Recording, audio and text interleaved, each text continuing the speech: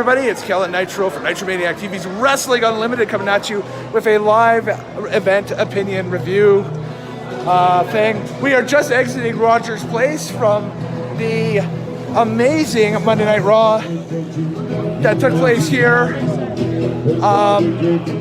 What's the date today? Today was what? September 26, 2022. We got the Mighty TL with us too.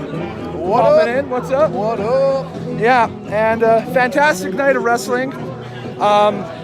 Only bummer, we did not see who the White Rabbit is tonight, unfortunately. But trade off with a Edge return. Edge will be fighting Finn Balor at Extreme Rules. So, your thoughts?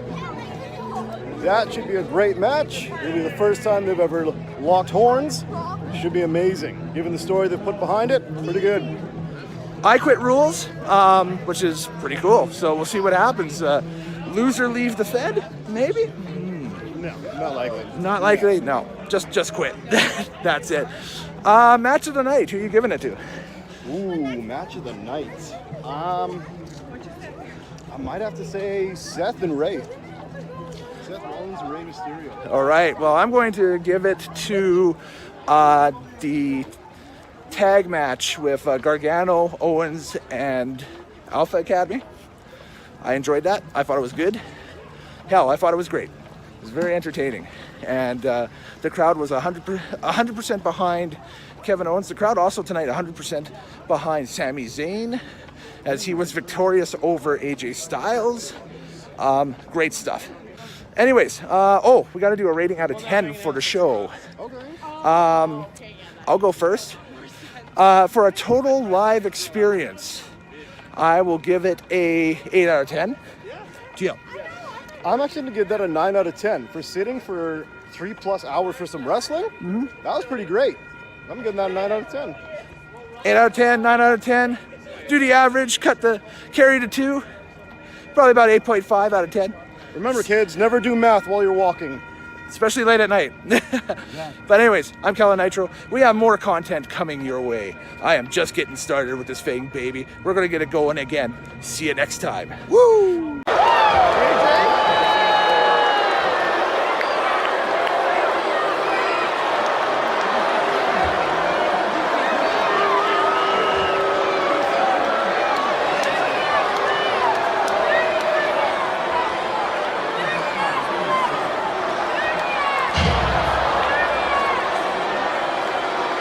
You think you know me?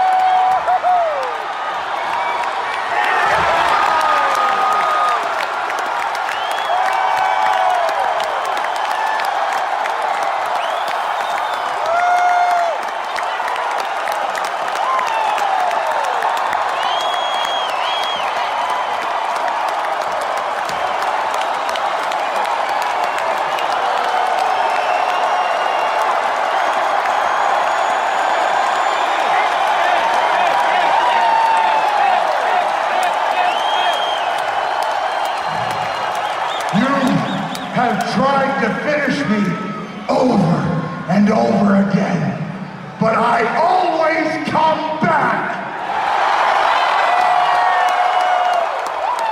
Even if it takes me 9 years, I come back, and I got to come back in Edmonton. In my country. You see, I don't quit. So, Finn, I'm gonna challenge you at Extreme Rules for the first time ever, Edge versus Finn Balor. In an I Quit match.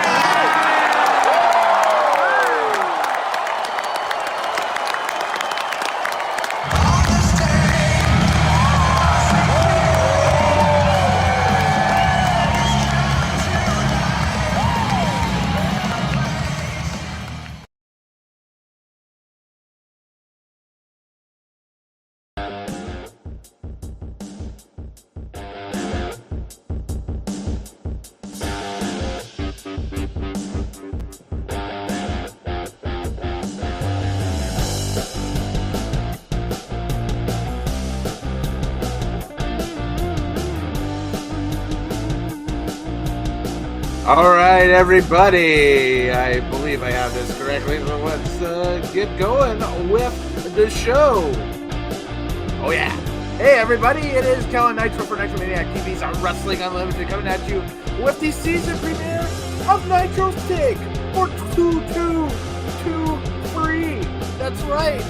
We're starting things off with a look at tonight's live Extreme Rules event that took place on the WWE network. And I'm playing with some new things here and that stuff and everything. So I apologize if stuff sounds a little out of whack or whatever, but we're just working with it. But I'm going to bring aboard my co-host tonight. As always, it's a WWE show, so I figured I'd bring him on again. He was my co-host from the aforementioned and what you saw earlier, live event opinions from Monday Night Raw. We both went to Monday Night Raw leading up to this pay-per-view, so we figured we got to finish it off and see what happens on the pay-per-view. Mr. TL, what's happening today, good sir? It's good to be back on Nitro's Take. How was your summer? It was okay. It was all right. A few things going on here and there. May have contributed to the lapse in content going around, but that's okay.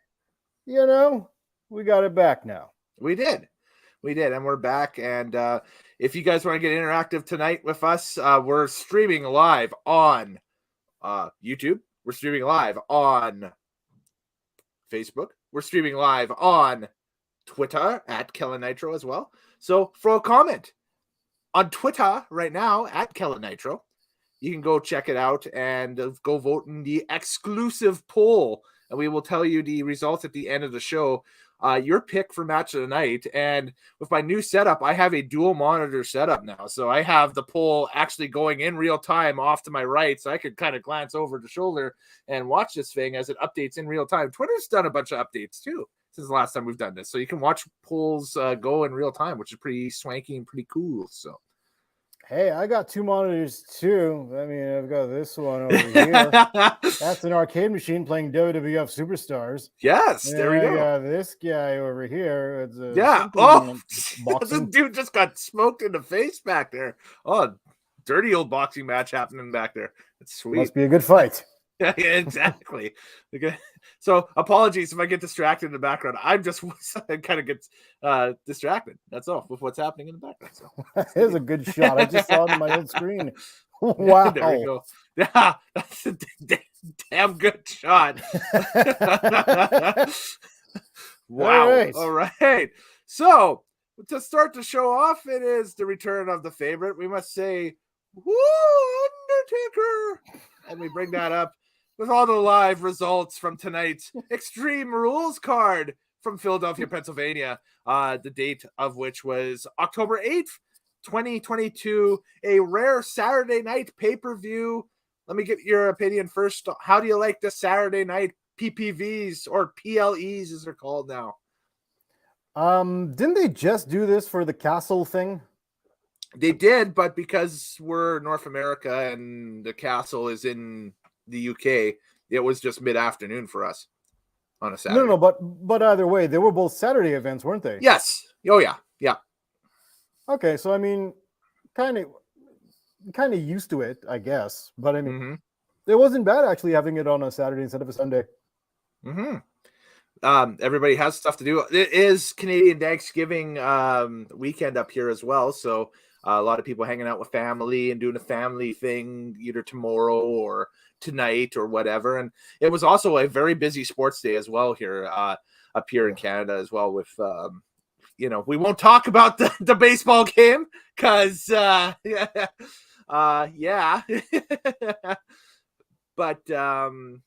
man, there's a whole bunch of other stuff going on too.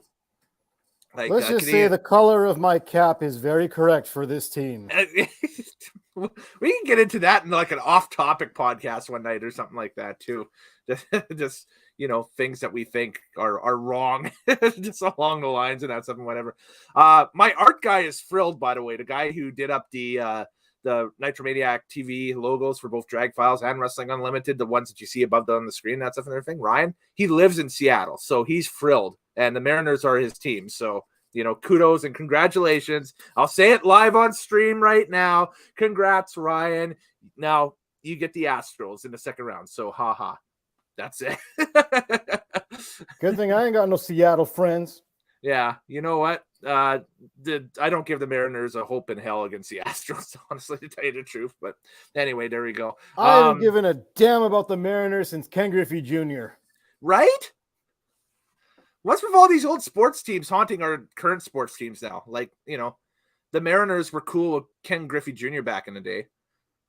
And like the Colorado Avalanche, they were cool like when we were in like high school, I guess. I don't know. And then they come back and they haunt the Oilers. Like, what's going on? So, but anyways, WWE talk. Extreme Rules. That's what you came for. Yes. Pop the graphic up. There we go. And so there it was tonight. Only a 6-match card. What did you think of about that? There's nothing on the pre-show. There's nothing, else listed. There was just 6 matches. Yeah, I actually tuned in a little early and just saw a whole bunch of talking. There was no pre-match. So having it all on the event itself and it running, 3 hours-ish? Yes. Pretty good. I'm happy with that. A little over 3 hours because we'll talk about the big surprise at the end as well. But yeah, it was basically 3 hours. So there we go. We'll get into the card right now and we'll start our breakdown of the matches. This was our first match. This was the good old-fashioned Donnybrook 6-man Donnybrook match between Imperium and the Brawling Brutes. And the runtime for this thing was 17 minutes and 17 minutes and 50 seconds, I should say, with Sheamus, Ridge Holland, and Butch defeating Imperium, Gunther, Ludwig Kaiser, and Giovanni Vinci by pinfall. And Gabagool, Gabagool. Yeah, right. What did you think of this? I thought there was a lot of it was kind of a mix of like the old school WWF style hardcore in it, and some of the stuff that NXT has been noted for in its undercard for like a real car crash style opener to begin with. Like during Mania weekends or SummerSlam weekends and stuff like that. So. Okay, here's the thing. They had a match between Gunther and Sheamus on SmackDown 1-on-1 for the IC title. Okay. That was better than this match tonight between their two factions. Right. This fight between the two factions, there wasn't a lot of actual wrestling. And this will become a common thread throughout the night. It was a lot of I'm sorry, I just watched a whole bunch of like Hitman interviews earlier today. Oh, Bret the Hitman Hart? Yeah, a lot of his like okay. interviews and stuff where he's like, a lot of that stuff is quote unquote easy. Like there's not a lot of real psychology. There's not a lot of holes. There's not a lot of wrestling. It's a lot of beat him and brawl him and hit him with objects. And it's not a lot of bumping. Like there's not a lot of actual wrestling going on. It's just guys hitting each other. Right. And we went to that Raw as we saw in the beginning of our own video here, the live stream. Yeah. It was a great experience watching live wrestling, the WWE product right now. To see that live was amazing, actually. And I'm just imagining what it would have been like to watch that tonight. It was a mess. There's people all over the place. There's no real focus. If you needed your overhead in the arena scoreboard, the video boards to show you what's going on, then you have to rely on the horrible camera work from WWE. So there was a lot of strikes and foreign objects and blows like that, and they do the zoom in, zoom out, zoom in, zoom out. It's disorienting. And this match was a mess to watch as a viewer at home. I can't imagine it would just be a brawl all over the place if you were there live in the arena.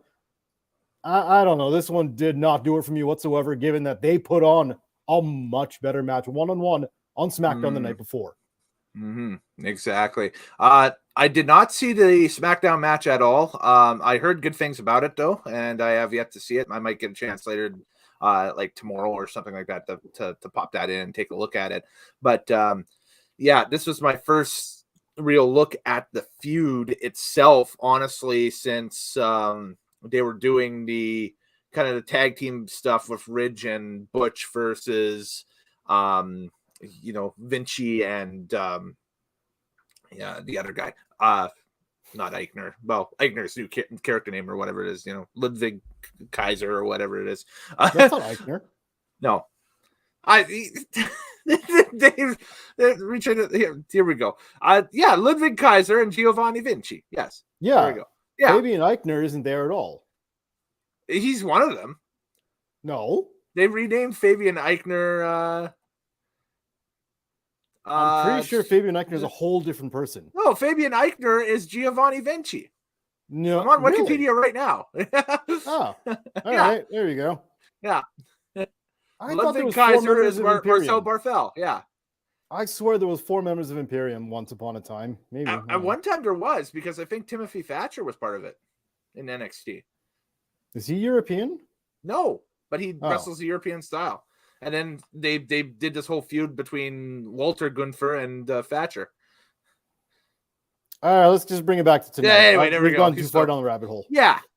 So, well, speaking of the rabbit hole, we'll venture See down what I that did a little there? later on. Tricks are for kids. What was the finish to this thing? The finish to this thing was just gotta look. I got this written down here. Oh, the Celtic cross through the table by Sheamus on Walter Gunther, and the assisted brogue to Vinci, and a 1-2-3 for the Brutes win. Like I said, car crash opener. Crowd was really hot from the beginning of the show. It kind of dipped in the middle of this match, but then towards the end of this match, they popped again. So there we go.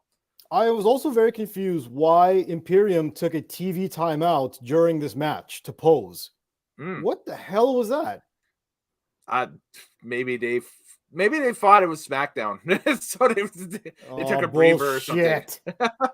Bullshit. Listen, they were in the match. They had everybody thrown to the outside with some kind of move to incapacitate them on the outside of the ring. And Decapitate them. And they all just did their stupid. I can't do it without the camera, but the whole. Yeah. See, you can't do it either. Yeah, with the camera I can't do it either because the camera's too. So yeah, I'm exactly. Head and So they did their stupid little behind the back pose and just waited. I'm like, go grab one of them and pin them. What do you guys do? Why did you take a TV timeout for no reason? Right. Yeah. Exactly. So the psychology in this one was non-existent. It was just a car crash, like you said. Apparently you like that. I didn't. I'm from Imperium. They wrestle good matches. Let them wrestle a match. I enjoyed it. I thought it was good. I chuckled a couple of times because they Imperium threw Sheamus into. They had like a fake bar at ringside, like a bar top with whatever and that stuff. And so I was like, oh, Sheamus is getting thrown into the bar. At one time he was the bar, and now So okay, one, stupid. Okay. 2, I'll give you props to the bar thing because I didn't even catch that. They were ribbing Sheamus with that, guaranteed. But the fact that they put an actual bar, like an oval table that you serve drinks from, at the side of the ring with like oak barrels, I'm like, what the hell is this gimmick bullshit? It's Extreme Rules, so it's a gimmick night all throughout. Well, why was it extremely corny? Well, that's the to each their own. I mean, did I find it corny? Yeah, it was still a little bit corny, a little bit gimmicky, but it's a gimmicky type night. This is a gimmicky pay-per-view. This is the evolution of the gimmick night pay-per-views that Memphis used to do back in the day and that stuff, or not even pay-per-views. They were live shows. Okay, Loser Leave Town or Empty Arena, stuff like that. Even more recently, this is Philadelphia. This is an ECW crowd. These are people who remember what it's like to have more hard-hitting, serious action. Right. They wanted to go ballistic all night long, and the show didn't really get them to do that. And we'll get to that as the night goes on. Yes. But I'm whatever this match. I want to also hit on a couple things with you here too before we go any further that I got written down in my notes. The opener, the opening video. If you haven't seen it, you can go on to people like Paul Heyman's Instagram account and that stuff and check it out, or it's on the WWE social medias as well and that stuff. They actually dropped it last night after SmackDown. It's kind of like a sneak peek type thing. What did you think of the opener, the opening video, I should say, of the show? I may have been reheating a quesadilla when that happened. So I thought it was interesting. I enjoyed that as well. It was kind of like if Paul Heyman's ECW had a budget behind him. So you're saying I should go back and watch that? It's like I said, it's all over like WWE social media and that stuff and everything. So it's like a 2-minute and 30 free piece, something like that. Should I go back and watch that? Sure. No. I mean, you do you, but Or oh god. Like Isaac Yankem pulling teeth. Do you recommend anyone to go back and watch? Okay, yes, that's all. That's what I was getting at. The recommendation. Do you recommend people go and watch that? Yes, absolutely. Okay. Yes. All right. Got it. Quesadilla is forgiven. Yes. How was the quesadilla, by the way? Oh, beautiful. I had some chicken in there, a lot of hot sauce. It was beautiful. Let's go on to the next thing. Yeah, we got to do another night like that sometime. That would be good. For those who don't know what we're talking about, that was a night in which what the hell did we do? Did we go to a football game and then we did? Yeah, we went to a football game and we came back and watched the first season of Heels, I think, or majority of the first season of Heels. Yeah, and I made burritos. You did. They were delicious. Thank you. And I drank all the syrup from your whatchamacallit, the pop making the soda machine stream. You drank all the root beer. Yeah. Hey man, I'm a root beer fiend, That thing's got your name on it. Fiend. Okay, see what I did? Okay, anyway. The second thing.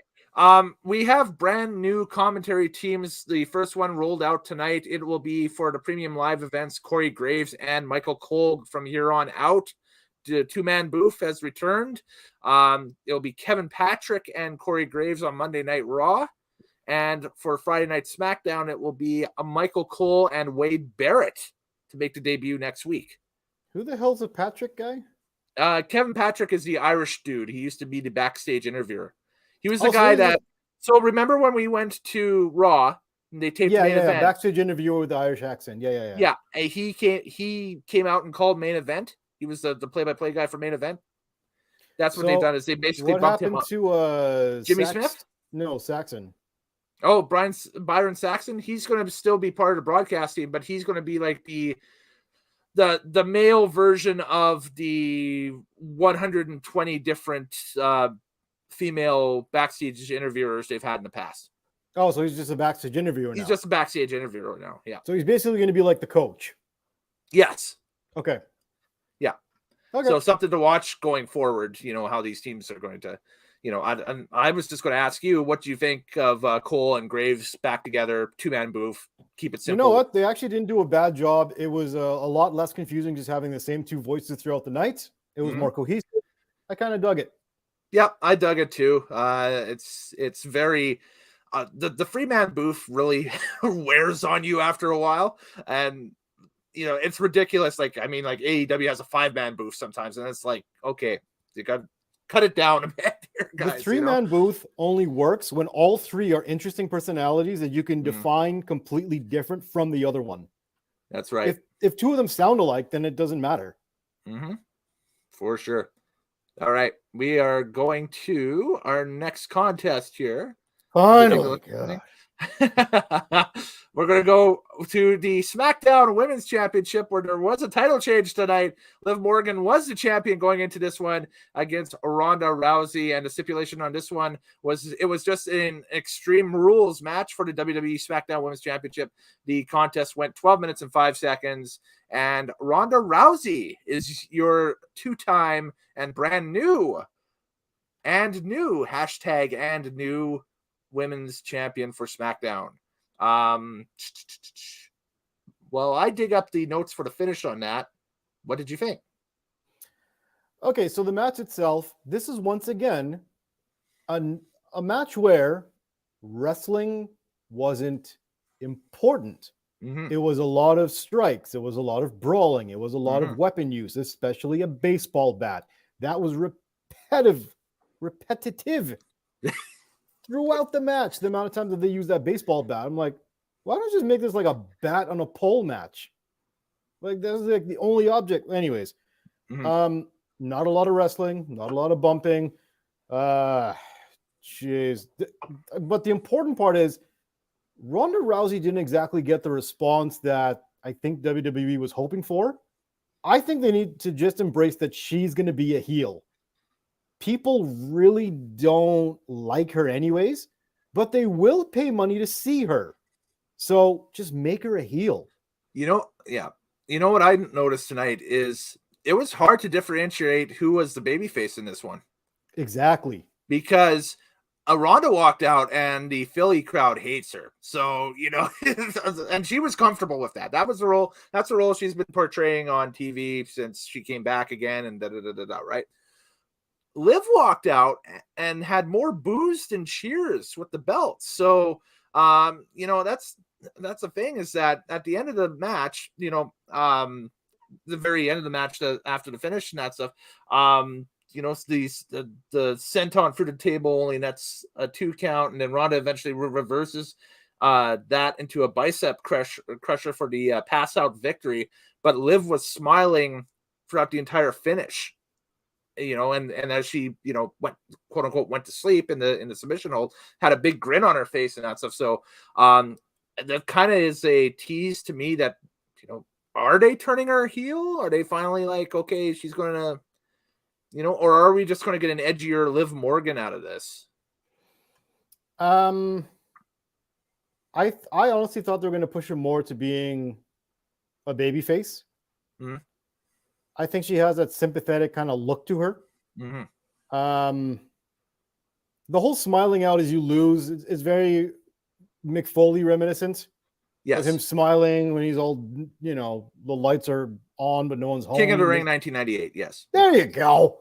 Yeah. And I think that's what I thought that's what they were going for with Liv Morgan here. I could be wrong. I kind of don't care.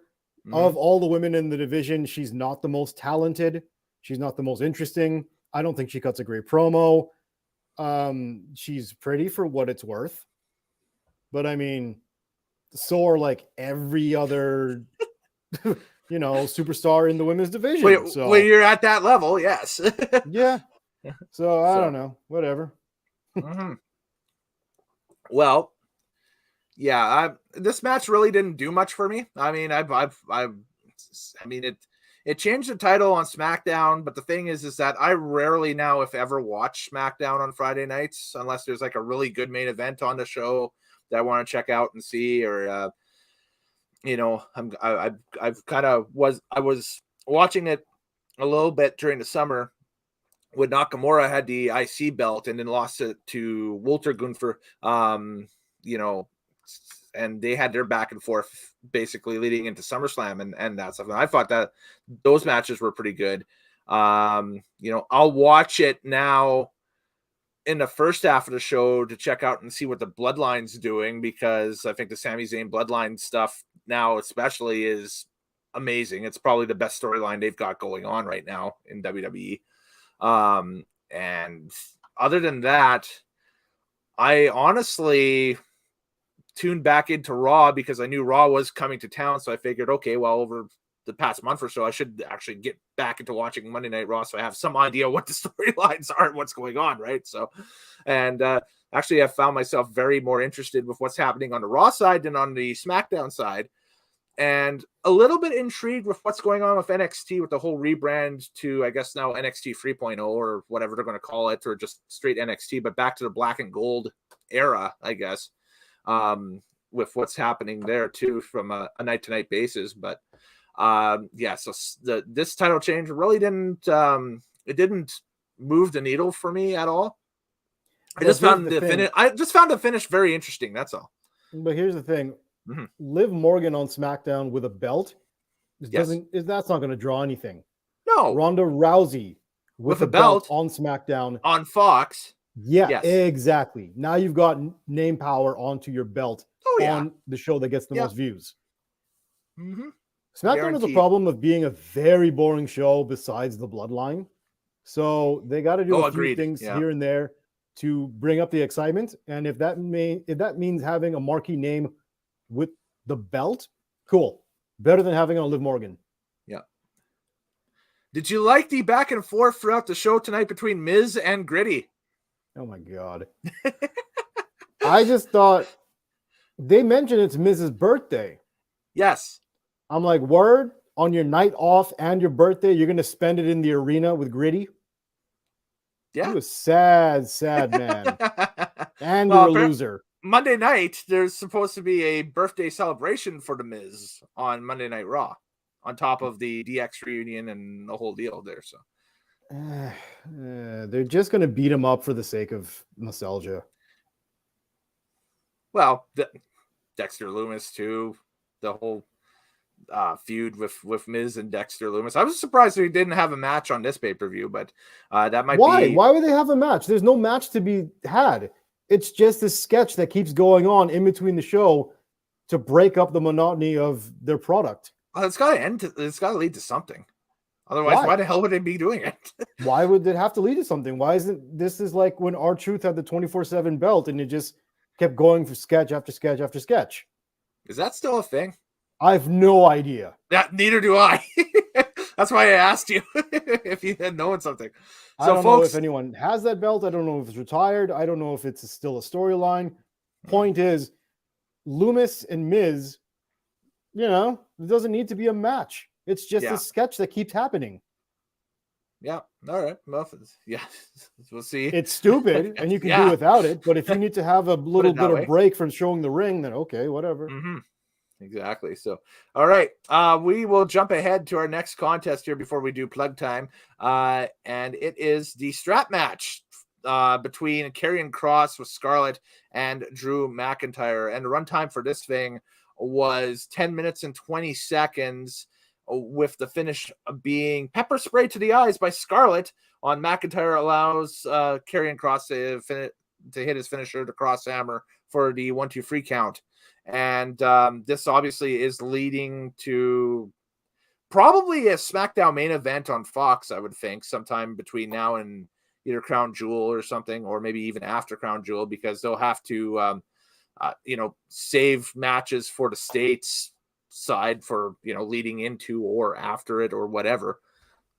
So I would think that this would probably fall into that wheelhouse, that we're going to get something out of this again. But again, this match here didn't really, the finish I paid attention to, obviously, but it's, the classic using the heel valet to distract the face in the ring type finish. Just now you're utilizing, I guess, pepper spray now.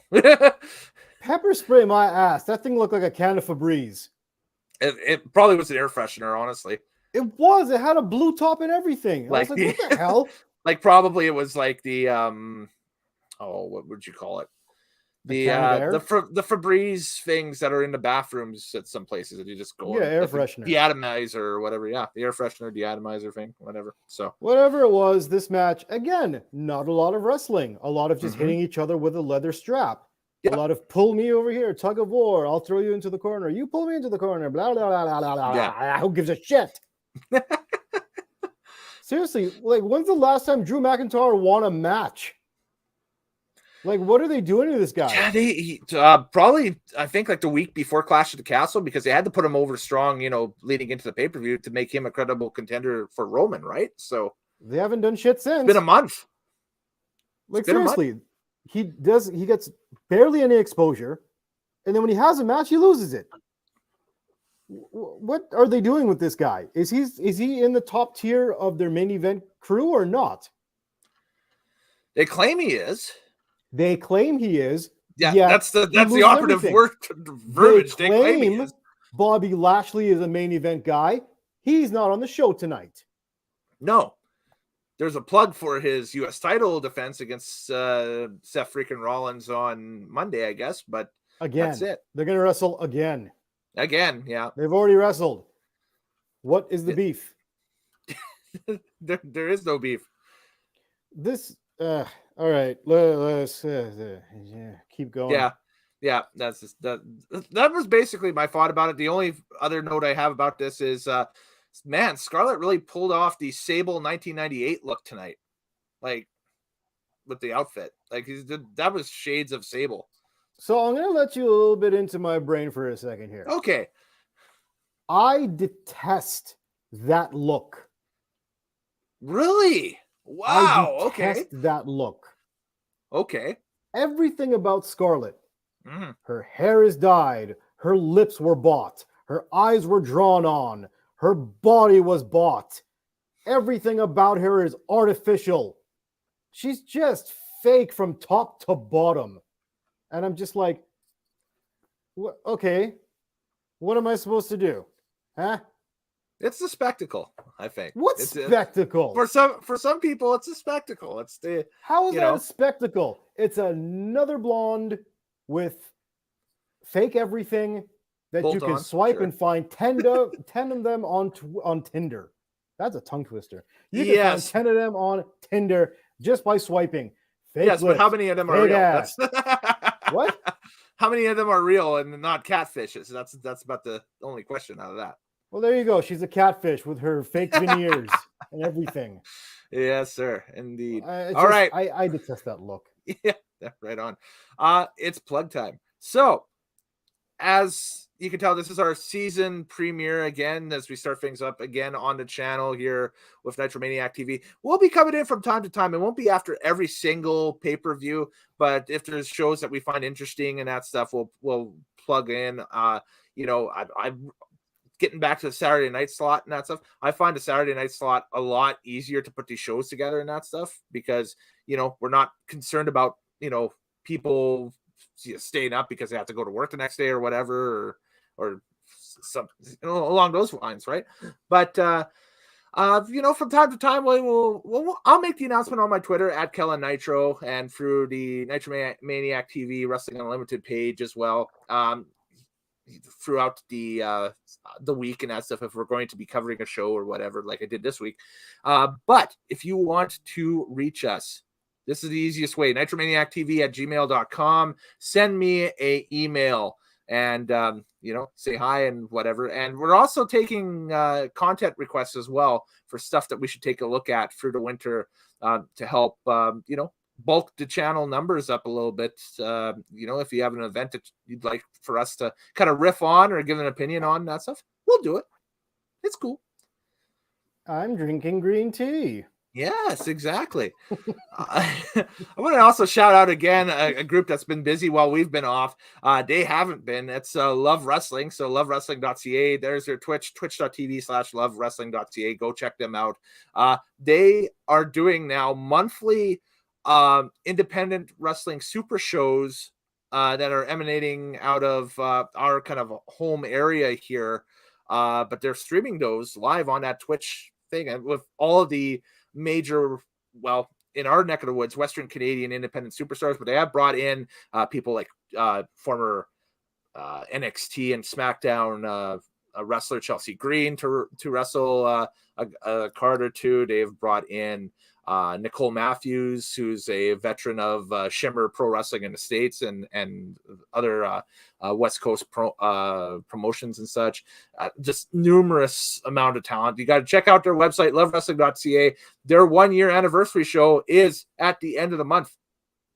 So go check it out. And they've already made 1 year, and they're already planning some big stuff for the 1 year celebration online where you don't even have to be in the same neck of the woods as I am to enjoy it. You can enjoy the shows from the comfort of your own home, which is great. The world is a little bit smaller now, which is awesome. So small world after all. Yeah, that's right. That is right, for sure. And of course, the big link, the most important link that you'll ever have to remember for all of our content, tinyurl.com/Nitromaniac TV. And I have an announcement as well. I recently registered for the year the URL of nitromaniac.tv, in which we will be slowly switching you know, the channel and that stuff over to that URL over the coming weeks or so. So by the time we do this show next time and that stuff, we'll have a whole new slide for it that say, hey, come check us out at nitromaniac.tv. Pretty sweet. Sounds awesome, right? So there we go. That's all. And yes, we've got 16 minutes left in our match of the night poll. Go on over to @KellenNitro. Oh, I just realized I don't have a banner for that. Hang on a second. I will make one on the fly. And if we do that, fly, making the banner. There it is. Here's So theme Twitter song. @KellenNitro. Go look at that and go vote right now in the match of the night poll. There is 16 minutes left in that, and we have already a substantial leader, but I will not say which one that is. You little tease. Yes, we'll announce that a little bit later on. So, all right, sounds good. Mm-hmm. Where did we leave off here as we break down? Oh, that garbage match between Drew McIntyre and Crossy Cross. Yes, Miz and Gritty have another segment. It happened. There we go. And then the women's ladder match was next. Yes, the women's ladder match between Bianca Belair and Bayley. And this thing ran 16 minutes and 40 seconds with Bianca Belair defeating Bayley and the majority of Damage Control. The thing is I was so amped at the beginning of the summer when Bayley and Io and Dakota all showed up as Damage Control. I thought finally there's going to be a heel female faction on the main roster now, and that stuff. They're going to run Rush Shot and this and that. And then that promo that we saw live in Edmonton at Raw, where it just went on and on and on, and the whole creative was just droning, and it just really pulled the shoots out. 10 minutes into the show. I felt like it really killed momentum for the show. It kind of turned me off of this feud quite a bit, to the point where I really didn't care what happened in this match. Now, suffice it to say, this was a great match. I enjoyed the pacing of this match, and the finish was pretty good. Bayley got busted open around the chops or something, because towards the end of the match, her face was starting to look like the Joker a little bit with the blood coming out and that stuff, which is, hopefully nothing serious there. But yeah, I was ready for that program to come to an end, honestly. And yeah, that's basically all I got to say about that one. Good match, ruined by kind of meh to meddling creative leading up to it. But, I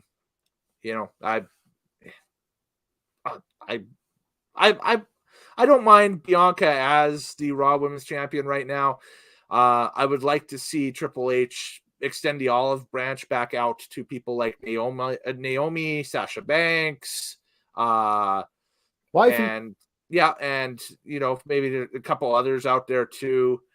There's a couple in AEW right now that I think that he should extend the olive branch out to and try to snag and see if they would jump over and immediately not even put them in NXT, and that would be it.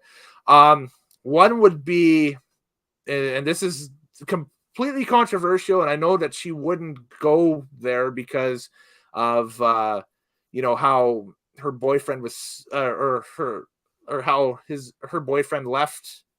Well, her boyfriend left WWE on good terms, but how that whole dynamic may be driving and that stuff. It would be Dr. Britt Baker, DMD. Wow. I would love to see her, right? I think that's the next step for her, is for her to go to WWE right now. She needs a WWE run.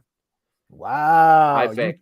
You think one of the pillars of AEW would be good in WWE, huh? But as we've seen here lately, the pillars of AEW they're like the pillars of the new above ground LRT station they're building here in the city.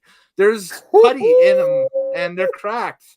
When you're considering a guy like Sammy Guevara a pillar, are they really pillars? Remember, the whole AEW thing, it was the pillars of their youth. Yeah, pillars. The youth pillars. Yeah. I think you could probably, with the youth on that roster, peg maybe one or two guys or girls already to be those new youth pillars. No. With the following that they got. I mean, yeah, we're talking WWE here, and we're going on a tangent on AEW and that stuff. But I'll mention this. The second name quickly that I was thinking of right now would be Ruby Soho. No. I think that I think that they could do more with this rebrand of Ruby Soho than AEW has done with the rebrand of Ruby Soho. But no.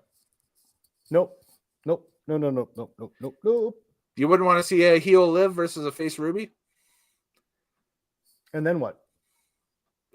For a couple of months to Exactly. lead into Rumble season or something. Again, with these Bret Hart things, they keep coming back because they're gold.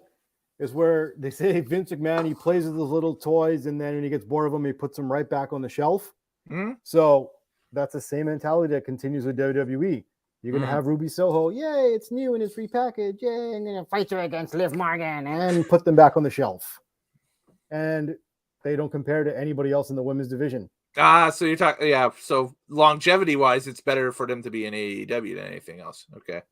Well, I didn't say that. I'm just saying is that in WWE, Ruby Soho is not going to be anything bigger or better than what she was before or what she is now in AEW. Right. As for Britt Baker, let's see what she could do in the big times if she ever gets there. Yes. Now, yeah, I think that's the next step for her is maybe a larger scale.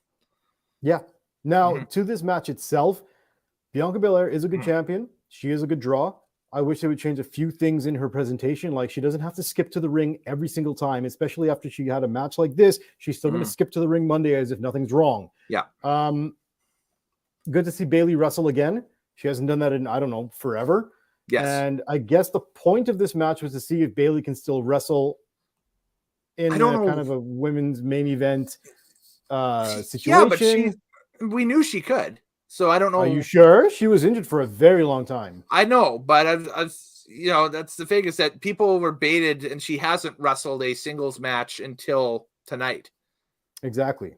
So I mean, this match in a sense was pointless because it doesn't further along the championship. It doesn't further along the story of Bianca Belair as the champion. It doesn't build her any stronger. It was just more or less, let's see if Bayley can still be good now that she's healthy again.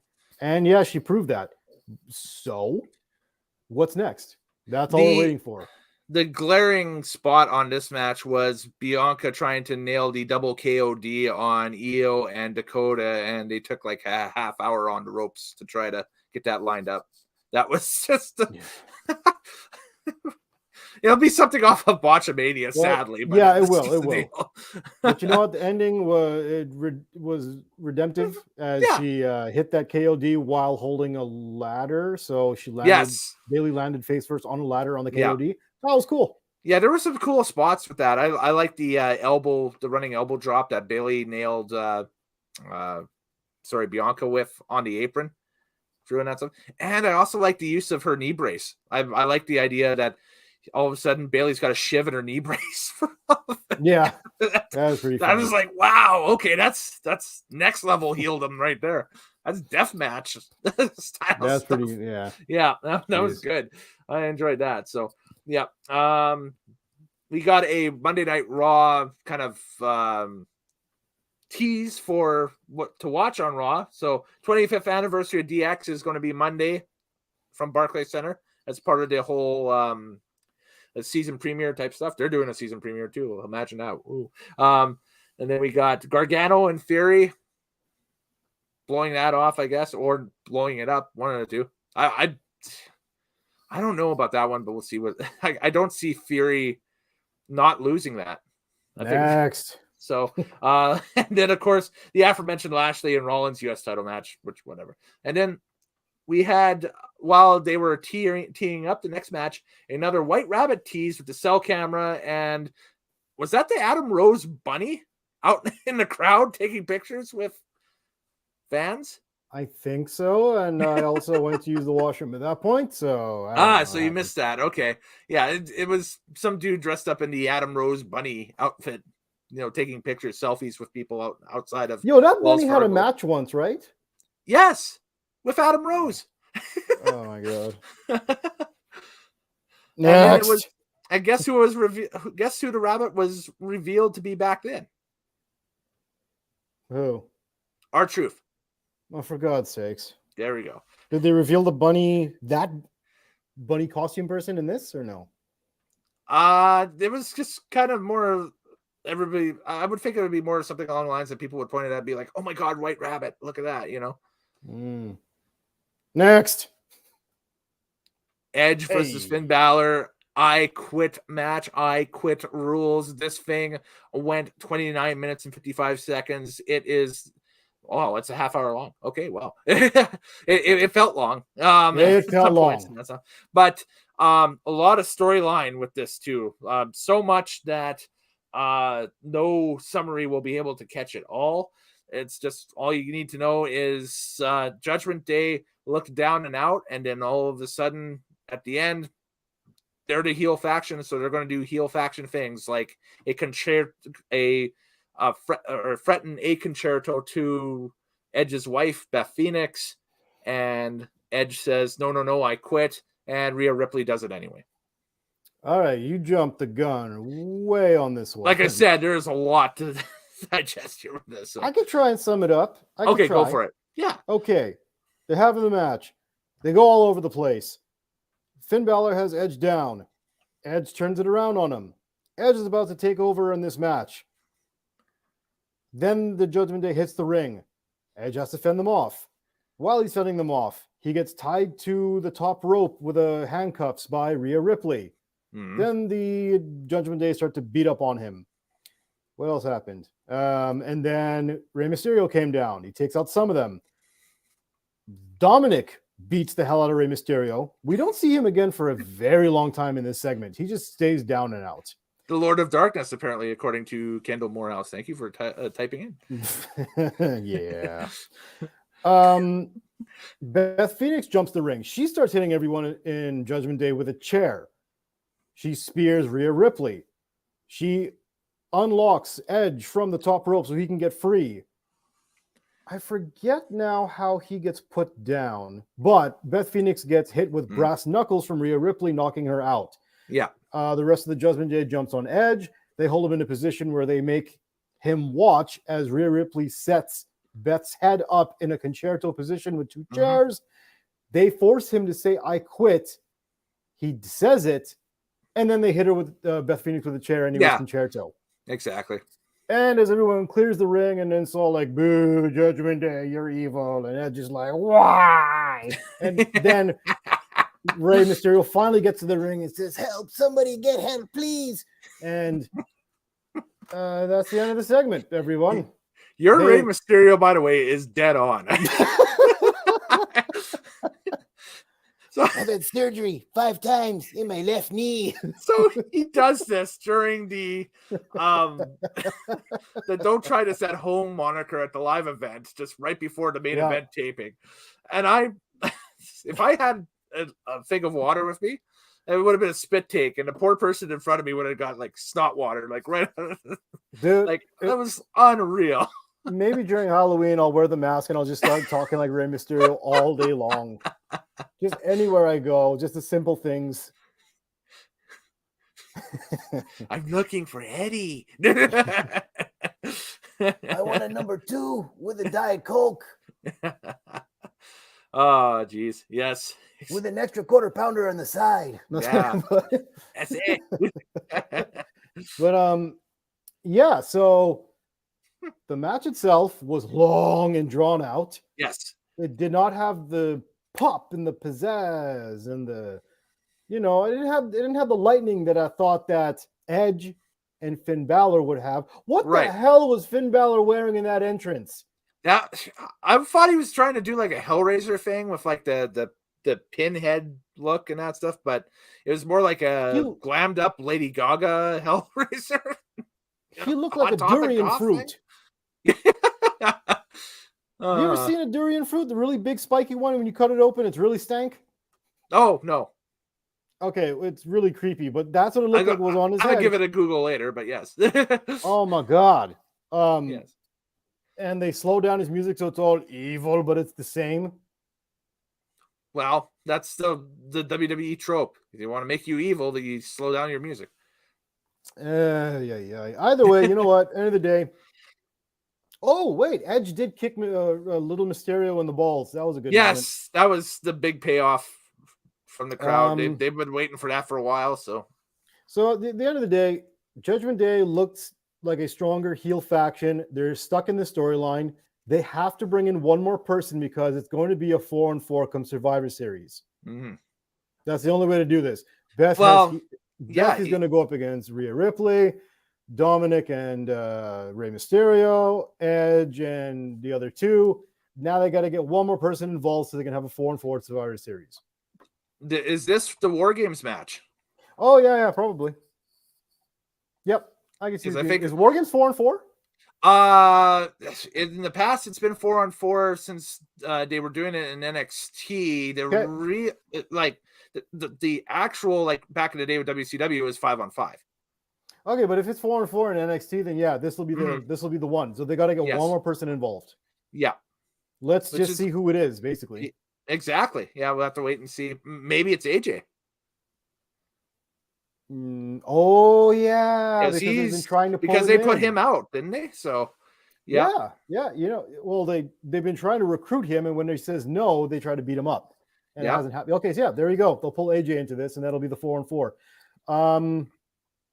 What was I going to say just now? Something about this faction and 4-on-4 with this Jim and them. Nope, lost the train of thought. Okay, don't worry about it. That's fine. It'll be very interesting, and just to build off of that, just fantasy booking here and that stuff. I could see them playing a card where AJ could be maybe teased to join them, maybe not. Still, too. And I remember what it is now. Train of thought, it. back on the tracks. Yeah, toot. We played the clip. You played the clip at the very beginning of this 1 hour ago. My God. Holy smokes. Yeah. That Edge says to Judgment Day, you can't make me quit. I will keep coming back. Every time I am down and you think I'm out, I will come back. Yes. They made him quit by terrorism tactics. They didn't actually put him out of action. No. They attacked his family. Yeah. Well, yeah, they held Beth Phoenix at chair point and then pulled the trigger. So they didn't really accomplish what they were supposed to accomplish against Edge. But again, that's to keep this running longer. As you pointed out, yes, AJ will be the next one to be pulled into this, and there we go, War Games. And shout out quickly to Morehouse, who basically he's more of a WCW historian than I am, and that stuff. And this is the formats that they've done in the past: is 4v4, 5v4, and then 98 they did free v in a weird format where whoever got the pinfall got a world title shot. So that's all the variations from the past. And boy, I bet that wasn't complicated. It's on the network. It's Fall Brawl 98. If you get a chance to watch, it's a lot of people think it's a cluster. I think it kind of works, but that's just me. You like clusters and fuckery. And he also says AJ versus Finn is upcoming. Ray versus Dom, Edge versus Priest, Beth versus Rhea.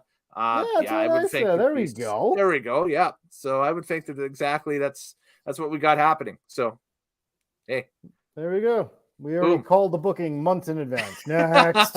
Enjoy the rest of October and into November now at this point. So we go into our main event because we don't care about the Miz beating up Gritty, and that ended up but then the Loomis beats up the Dexter Loomis beats up Miz, whatever. Anyway.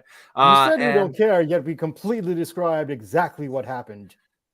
I'm just reading what I have written down. How dare you? Fight pit match. Riddle versus Seth Rollins. TL, what's your thoughts of the fight pit format? You know what's funny? I kept thinking to myself, if I was live in the audience watching this happen, this would be such a difficult match to watch. Because the platform takes up like the top-down view, so anyone in the second deck probably couldn't see into the ring properly. Okay. Yep. And anyone who's down in the bottom looking into the ring, it's caged. And there was like these weird purple luminescent lights under and cameras and stuff underneath the platform pointing into the ring to make this weird kind of color effect. And I'm like, this must be a very complicated match to watch if you were live there and hard to get into. And lo and behold, the crowd couldn't get into this one.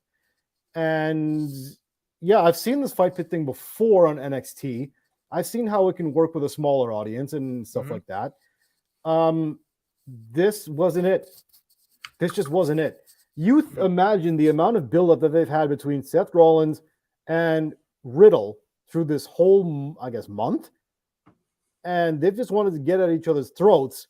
Yeah. And then you put them inside the fight pit, and then they're just kind of like, Right. A little touch and go. It's like it reminded me so much of Jericho and Kevin Owens at WrestleMania when they had their match after the whole Kevin Owens turning on Jericho at the appreciation night. And then they get into the WrestleMania match, and it started flat. Right. It's like, why aren't you going for each other's necks immediately? This is supposed to be a hate, a grudge, get into it. Right. Fake UFC stand-up by Ken Morehouse there. Anyways, basically, there it is. That's what I'm talking about. I don't know how technology works. I pointed, you put it up. It works for me, damn it. But and I'm to be completely honest with everybody, I got brand new stuff here too, so I don't know how all this stuff works yet. At this point, I'm just learning on the fly. We are like everybody kids else. in a candy store, I tell you. Exactly. Yeah. I'm just trying to get the results for the poll up because that's done. So, but man, I wanted so much more for this match to be of violence and hatred, and they were just so timid. Yeah. And this thing was. It didn't have the energy that it should have. It didn't have the pacing that it should have. The crowd wasn't into it. You could tell they wanted to be chanting ECW and this is awesome and holy shit all night long. Yeah. And they couldn't do it. And this match was the wrong thing. Right on. Yeah, no, I agree with you 100%.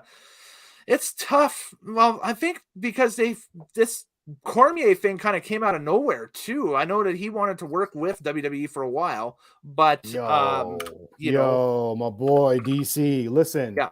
What did you think of him? I don't know how.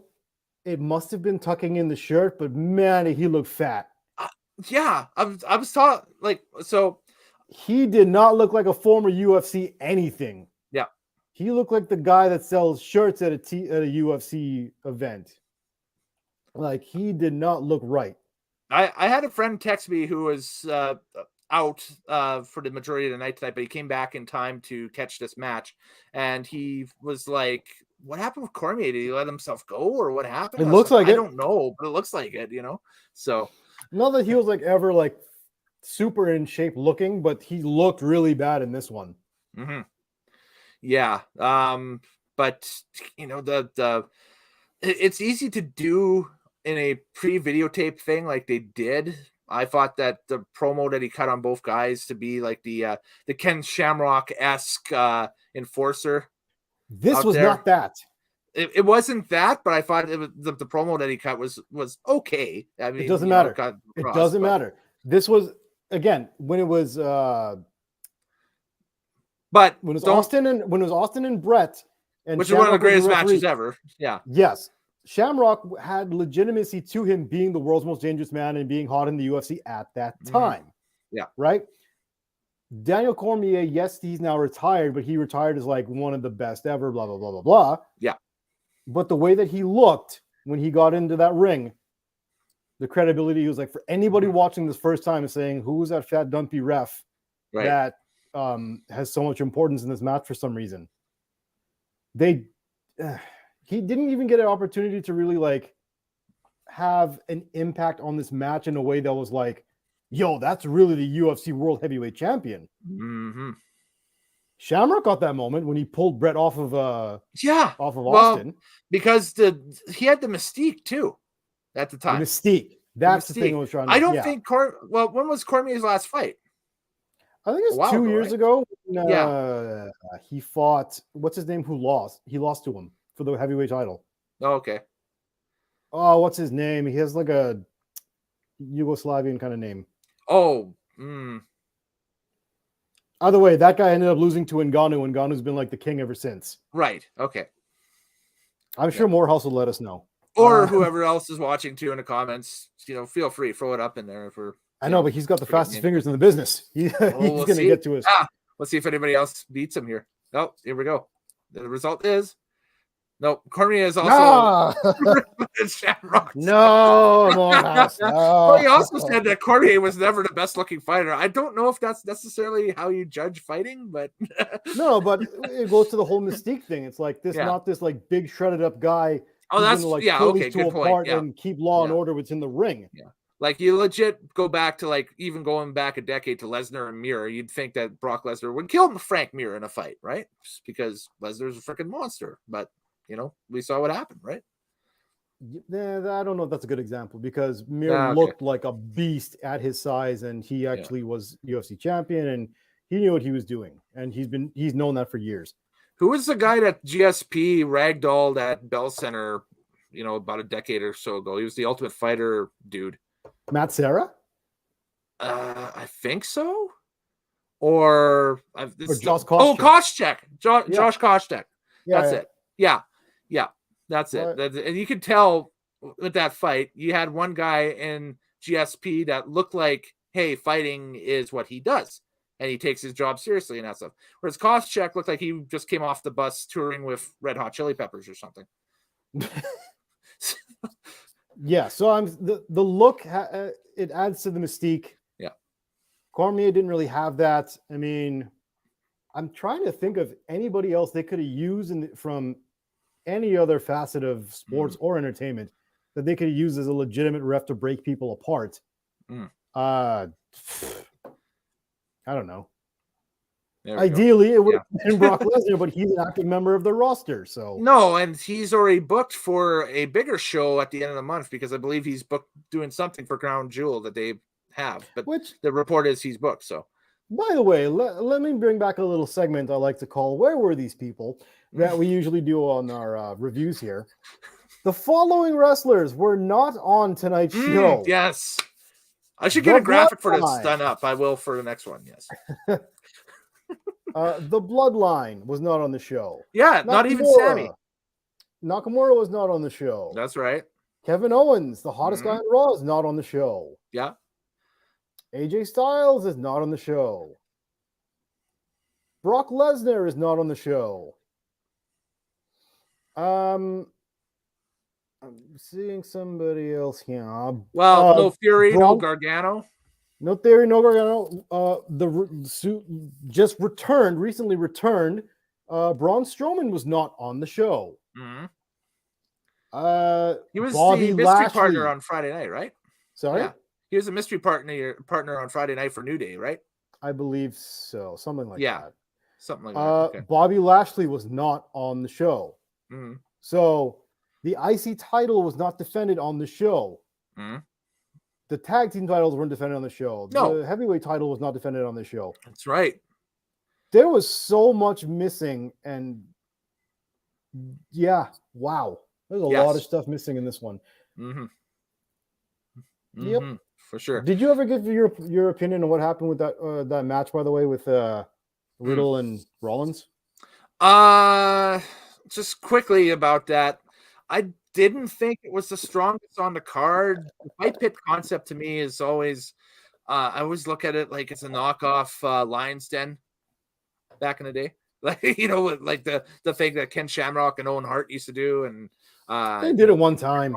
Severn and that stuff. And it's the old MMA versus pro wrestling thing where, yes, MMA is coming in, it's MMA. So these guys are legit pro wrestlers too, or legit wrestlers, I should say. And so you got to, watch this. But Rollins, and I love watching Rollins.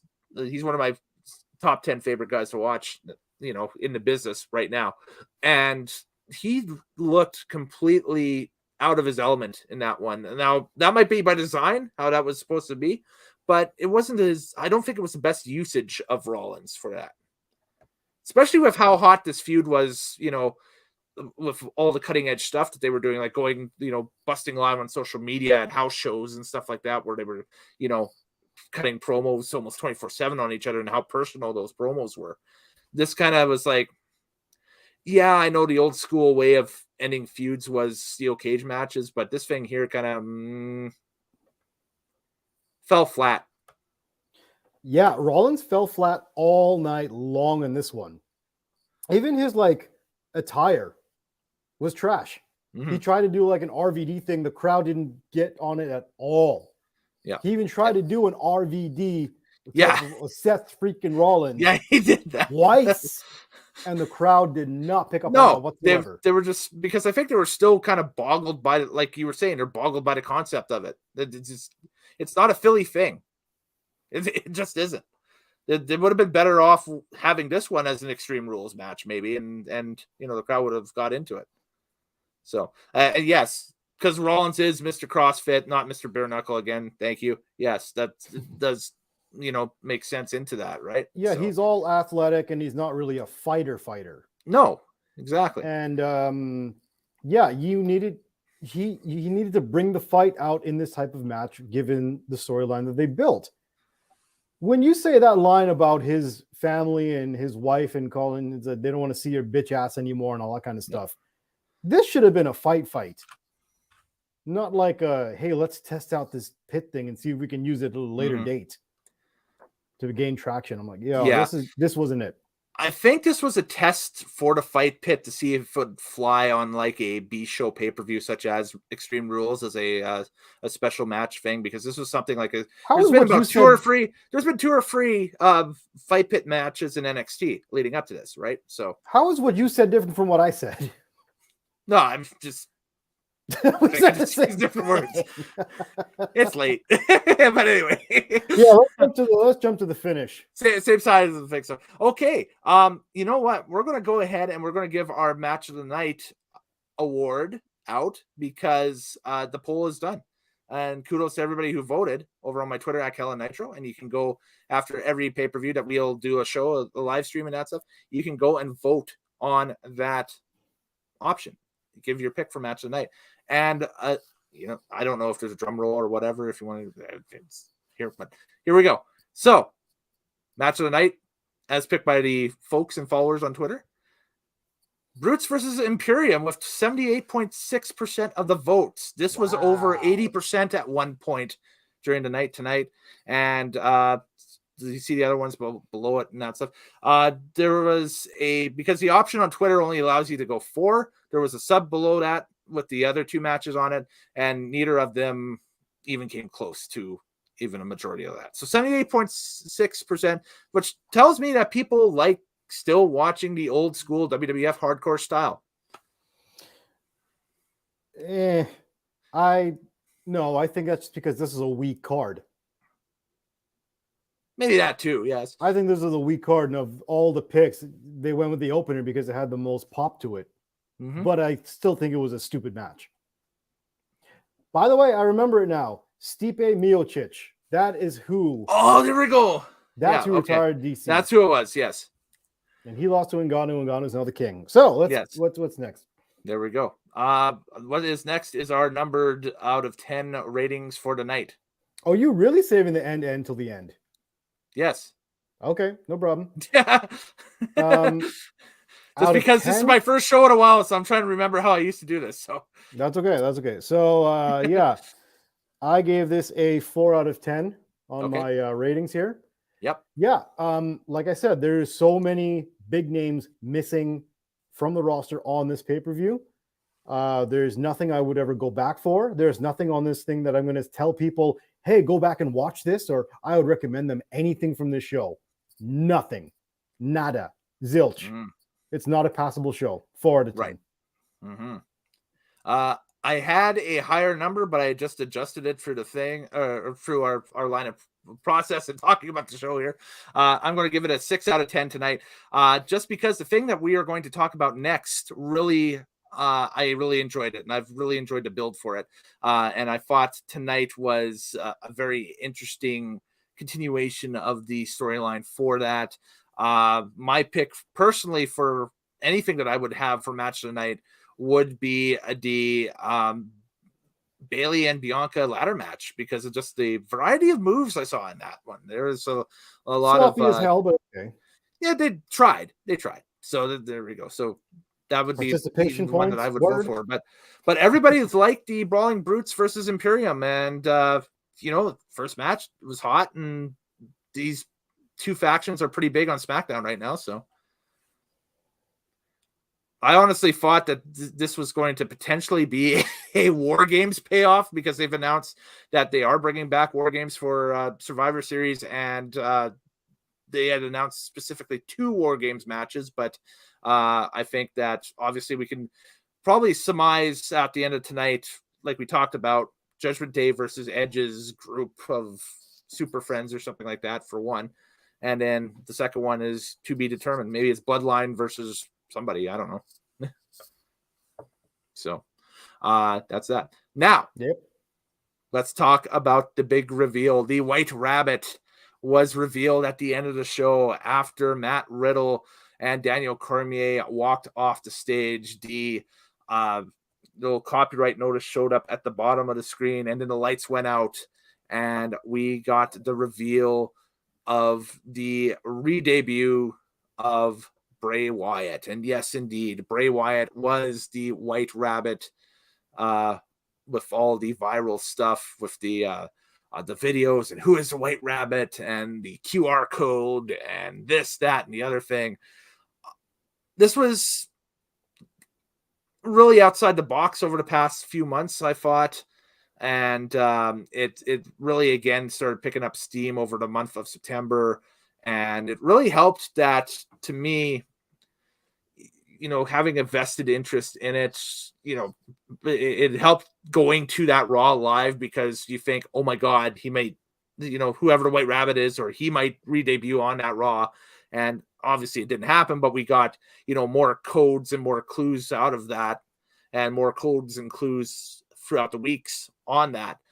I enjoyed the process myself. I enjoyed seeing everybody's, thinking, that the 75% that's like, oh yeah, it's Bray Wyatt and that stuff. But then, like, even the 10 or 15% that said, no, that's not Bray Wyatt. It could be somebody completely different. It could be like an Aleister Black coming back to WWE. It could be a re-debut thing for Charlotte. It could be, this, that, and the other thing, right?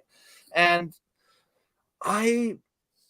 it's one of the things now with the change of creative from going from Vince McMahon to Triple H, that we're going to see more kind of outside the box, somewhat, I don't want to say interesting, but non-traditional, we'll put it that way, means of connecting with the audience and leading in for these type of either re-debuts or main roster call-ups or anything.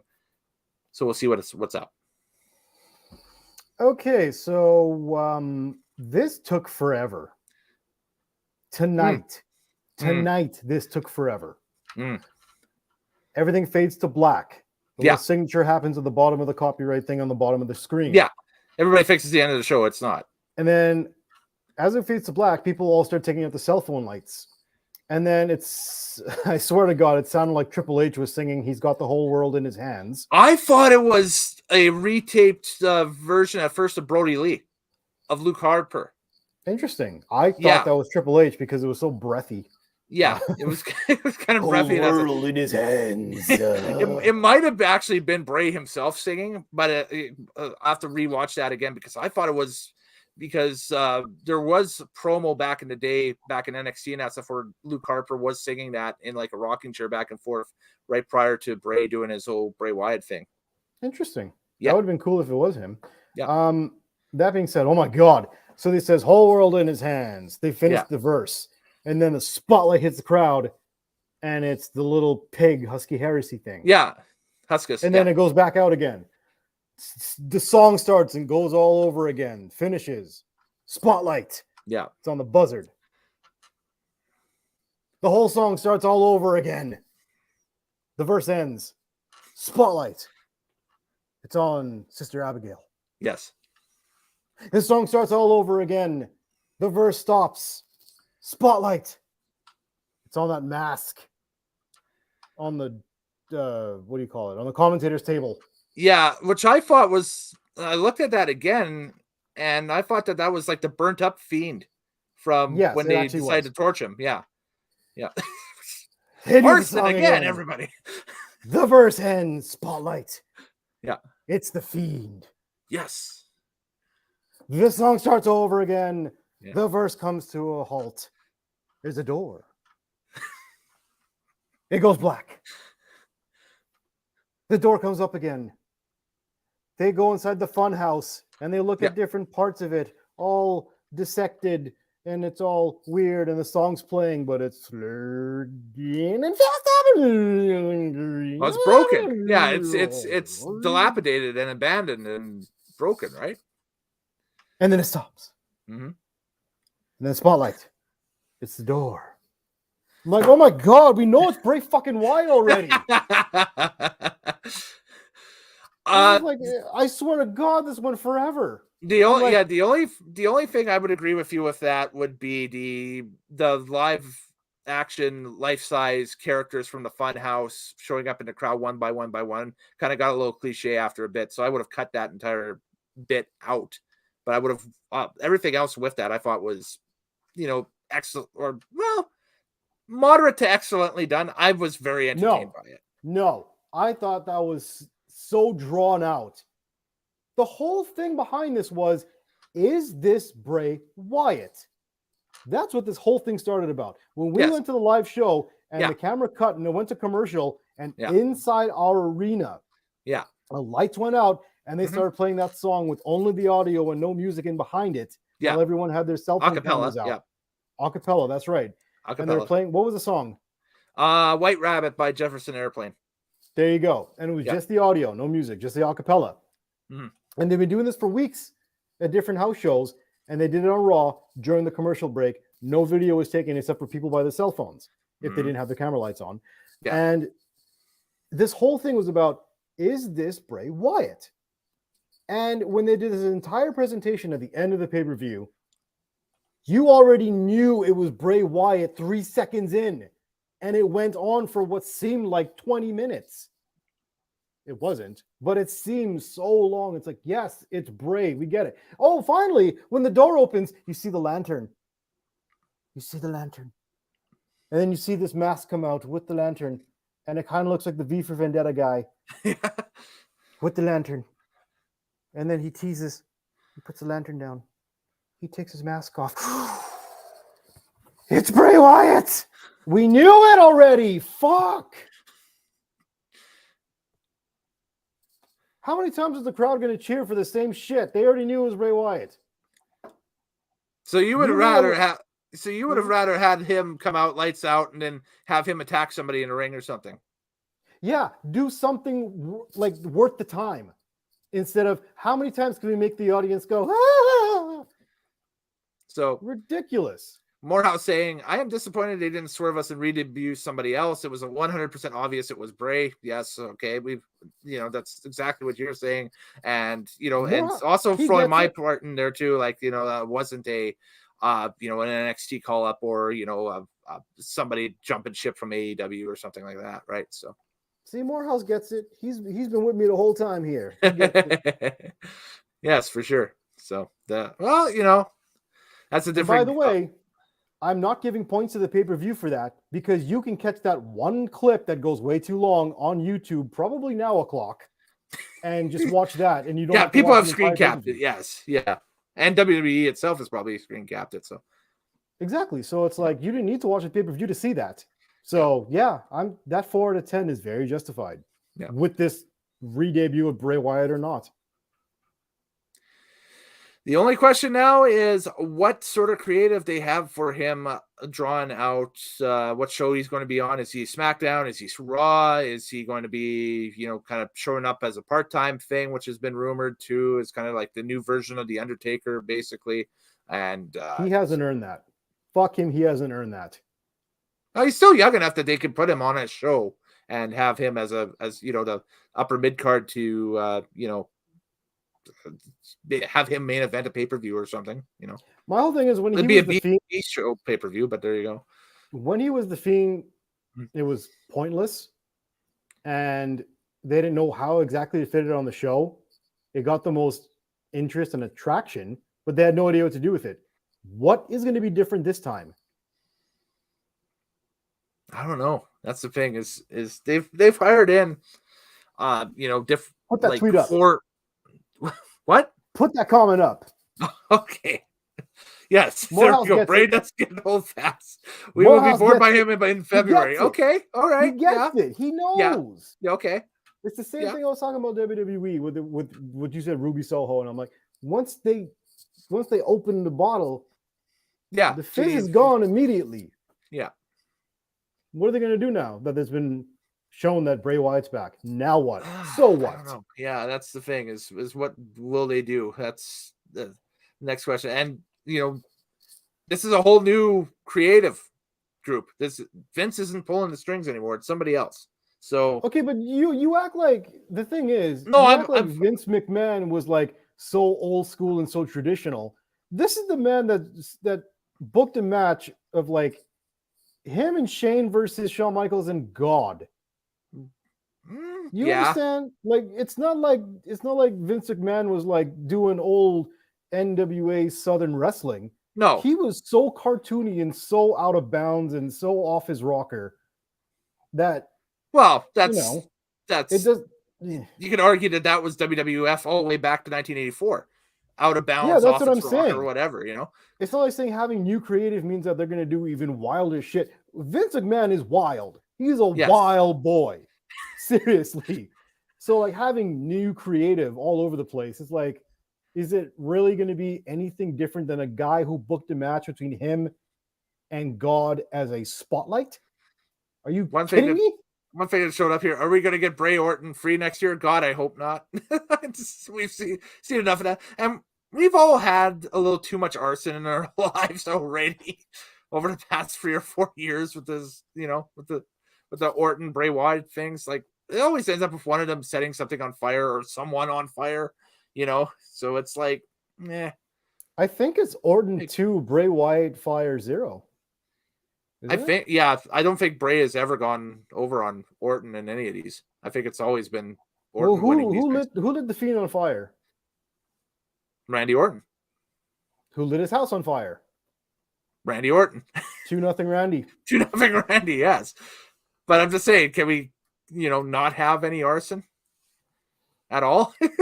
Hey, that depends, man. I mean, Triple H is in charge now, and I don't know if that means things are going to get wilder or more simpler. I don't know. So I'm completely bullish on the creative direction that they've got for, going forward, because I'm looking at, I guess, kind of the real-time success if you're looking at the competitor right now. And granted, the competitor has a ton of problems. And I will be the first to admit it. They have a ton of problems right now. They're fucked.